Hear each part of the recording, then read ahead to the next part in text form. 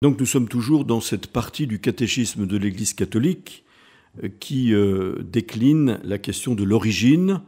et de la fondation et mission de l'Église. Nous avons dit d'abord, pour récapituler, que l'Église est dans le cœur du Père, comme le dessein initial de la création, on peut dire. La création est en vue de l'Église, comme disaient les premiers chrétiens. Nous avons dit que l'Église était préfigurée dès l'origine du monde à travers la communion d'Adam et Ève avec Dieu et entre eux, comme commencement de la famille humaine appelée à vivre dans la communion avec Dieu. Nous avons dit comment elle a été préparée dans l'Ancienne Alliance, même si ce fut de manière un peu chaotique, avec bien des infidélités de ce peuple aux paroles de l'Alliance, qui avait précisément scellé l'alliance entre Dieu et les hommes sur le mont Sinaï par l'intermédiaire de Moïse. Et maintenant, nous allons essayer d'exprimer comment l'Église a été instituée par le Christ Jésus. Voyez,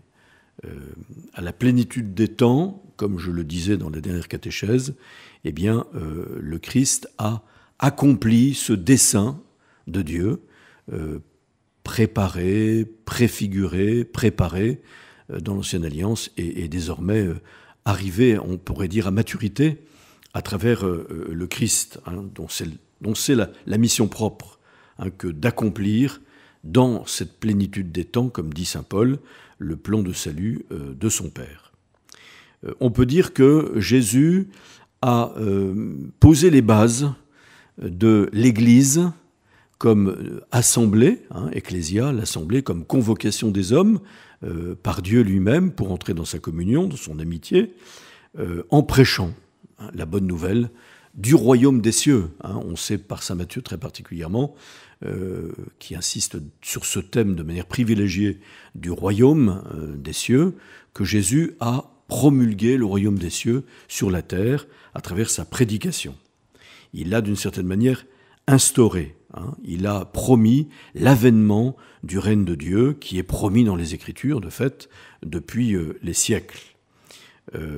Et on peut dire que d'une certaine manière, l'Église, c'est le règne du Christ qui est déjà mystérieusement présent.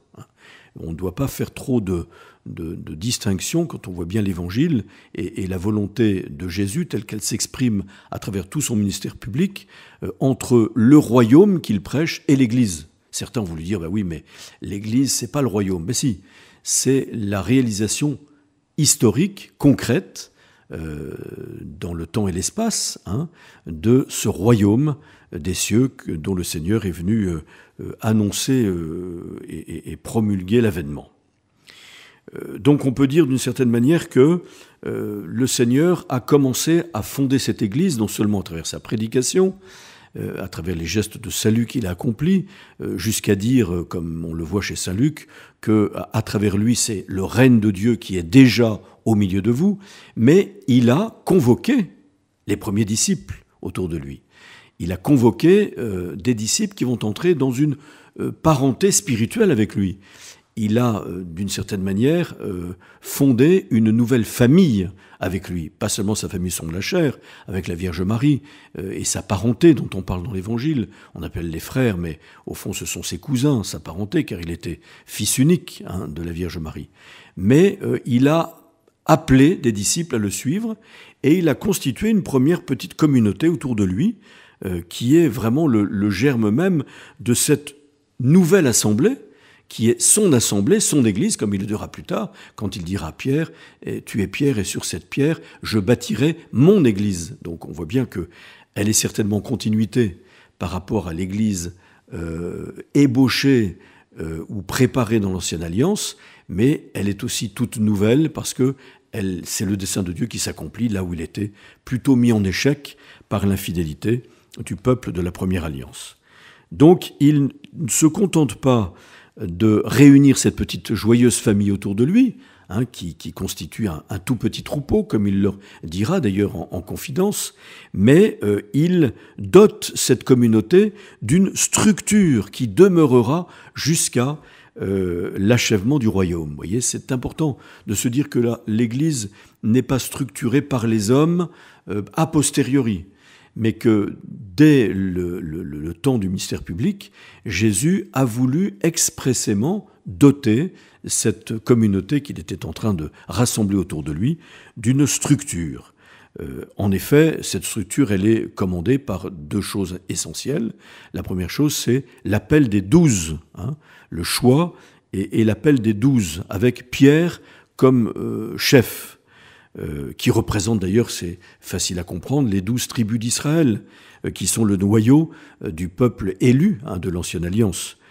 qui sont, si on veut reprendre le langage de l'Apocalypse, les pierres d'assises de la Nouvelle Jérusalem, la Jérusalem éternelle, qui est l'un des titres que l'on donne à l'Église, en particulier dans l'Apocalypse. Donc les 12 et les disciples avec lui, les 72 autres par exemple, eh bien, sont appelés à participer à la mission du Christ. Non seulement ils sont les pierres de fondation de cette communauté, Jésus a été très attentif à nommer, à instituer même ces 12 pour les envoyer prêcher, pour expulser les démons, pour guérir les malades, pour rassembler les hommes à travers la prédication de l'Évangile, et participant à cette mission, leur donnant même cette mission, eh bien, il leur donne son pouvoir, et il les fait participer d'une certaine manière à son sort, de même que lui a vécu la mort et la résurrection, dont on dira que c'est à partir de là que l'Église naît réellement et qu'elle est réellement que Jésus donne vie à l'institution de l'Église. Eh bien, il les appelle aussi à le suivre en portant leur croix. Voyez, ce qui est intéressant, c'est de comprendre que finalement, l'Église est née principalement du don total que le Christ a fait de lui-même pour notre salut, à travers le sacrifice unique qu'il a offert sur la croix et qui a été agréé par le Père, comme en témoigne la résurrection de Jésus, qui est donc victorieux de la mort et du péché, et c'est ainsi qu'il établit cette dernière alliance nouvelle et éternelle entre Dieu et les hommes. Et bien comprendre que pour continuer sur cette structure qu'il a donnée à cette communauté, non seulement il a institué les apôtres, mais il a institué l'Eucharistie, précisément pour que les apôtres rendent présent cet accomplissement du salut dans le mystère de la mort et de la résurrection de Jésus, à travers l'Eucharistie qu'ils ont reçu pouvoir de célébrer en sa personne, en sa mémoire, c'est-à-dire comme son mémorial. Et je terminerai en disant, comme le disent bien les pères de l'Église, qu'on peut dire que l'Église est née symboliquement mais réellement à la croix,